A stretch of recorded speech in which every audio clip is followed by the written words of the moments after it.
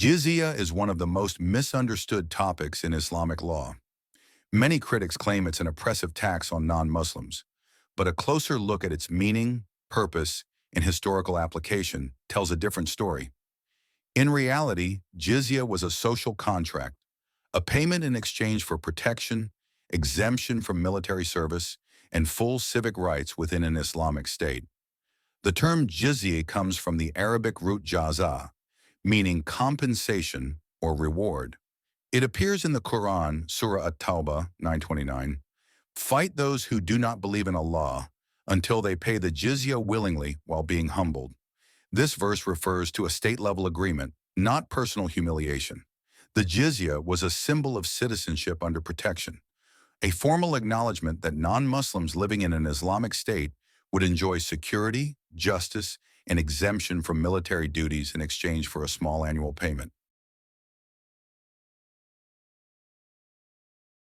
Jizya was only paid by non-Muslim adult males who were capable of working and not serving in the army. It applied to people known as Ahl al-Dhimma, protected citizens such as Jews and Christians living under Muslim rule. Women, children, the elderly, monks, the poor, and people with disabilities were exempt. Even slaves and non-Muslims who voluntarily joined the Muslim army were not required to pay. Imam al-Qurtubi and Imam Abu Yusuf both emphasized that jizya was not a punishment for disbelief, but a fair civic tax in exchange for public security and services. In fact, if someone who paid jizya later became impoverished, the state treasury, Bayt al-Mal, was responsible for supporting them. Historical reports mention Caliph Umar ibn al-Khattab giving stipends to poor non-Muslims from the same treasury that funded Muslims, showing that jizya was never about exploitation. The jizya amount was small and proportional to one's financial ability. During Caliph Umar's time, it ranged roughly from 1 to 4 dinars per year, depending on income level.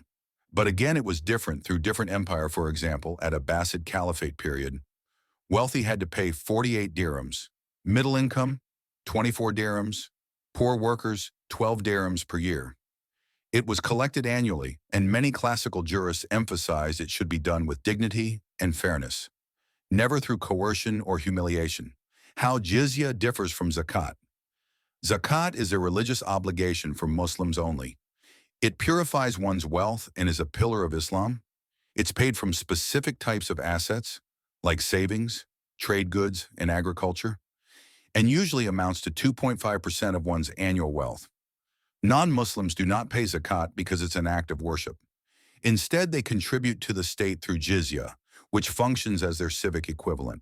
In practice, Muslims and non-Muslims both contributed to the society. Muslims through zakat, non-Muslims through jizya.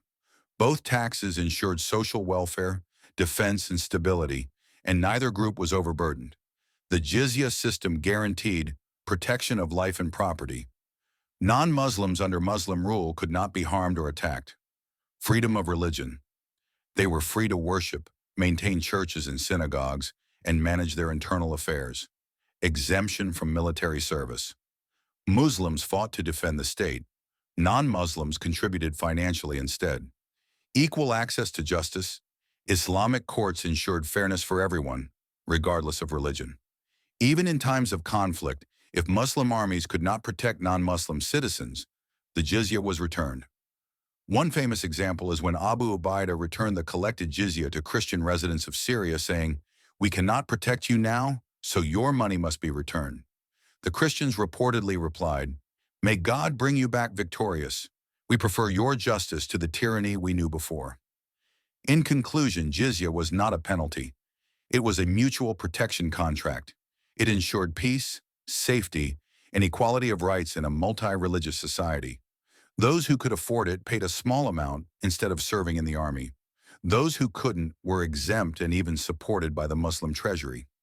When viewed objectively, jizya represents one of the earliest and most just forms of citizenship taxation based on ability, fairness, and protection, not coercion or discrimination.